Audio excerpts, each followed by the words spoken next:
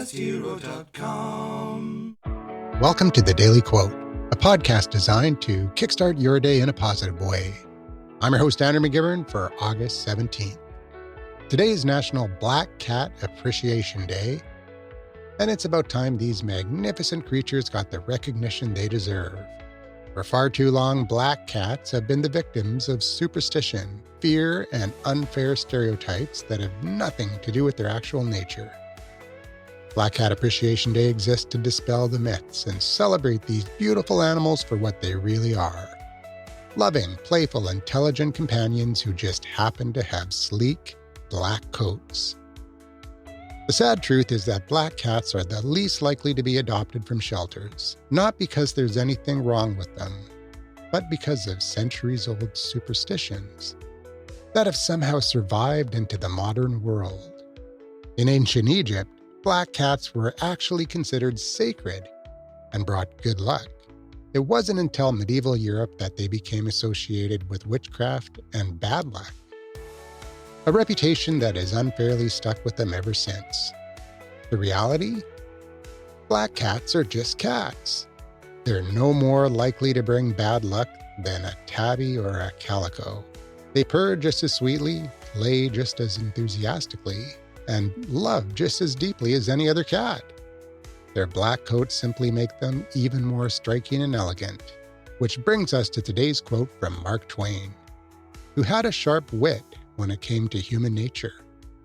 He once said, "It's easier to fool people than to convince them that they have been fooled." Mark Twain's observation hits right at the heart of why black cats face discrimination today.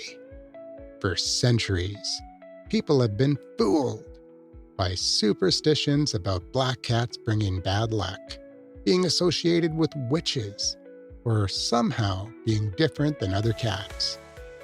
And even when presented with evidence that these beliefs are baseless, it's often easier for people to stick with the familiar myth than to admit they've been wrong. Think about it.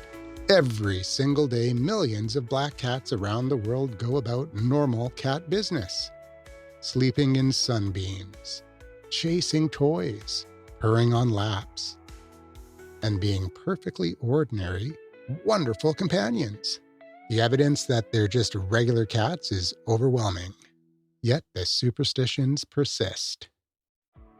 Twain understood that once an idea takes hold in their minds, especially one that's been passed down through generations, it becomes incredibly difficult to dislodge. It's easier to continue believing the familiar story than to question whether we might have been misled all along. But here's the hopeful part. Every time someone adopts a black cat and discovers how amazing they are, that's one more person who's broken free from the old foolishness. Every Black Cat Appreciation Day, more people learn the truth and choose facts over folklore. The black cats themselves, of course, couldn't care less about our human superstitions. They're too busy being cats, which is exactly as it should be. I've known several black cats over the years, and I actually had one for a while. We had a big mouse problem in a townhouse we were living at a number of years ago and decided to get a cat. And I've never been a cat guy. I've always been a dog guy. And truthfully, I didn't like cats. In fact, I hated cats. I think I talked about this in a recent episode. Anyways, we got this black cat, Jazz, and she was an amazing mouser. She was just this little kitten, and within a few days, she had eaten like 8 mice. It was amazing. Anyways, one day, she just never came back. And after she was gone, a few weeks later, the mice were back. So we got 2 cats to replace Jazz, and we still have them to this day. That was 7 or 8 years ago. So nothing wrong with black cats. What I liked about Jazz wasn't even her color. And really, I didn't even think about it.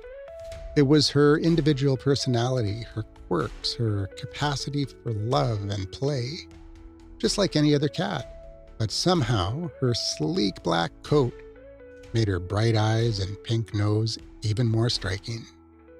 So today, in honor of National Black Cat Appreciation Day, maybe it's time to examine your own prejudices, not just about cats, but about anything we might be prejudging based on appearance rather than reality. If you're thinking about adopting a pet, consider visiting a shelter and meeting some of their black cats. You might just find that the best luck a black cat can bring is love and companionship. And they offer it every single day. I'm McGivern, signing off for now. But I'll be back tomorrow. Same pod time, same pod station, with another daily quote.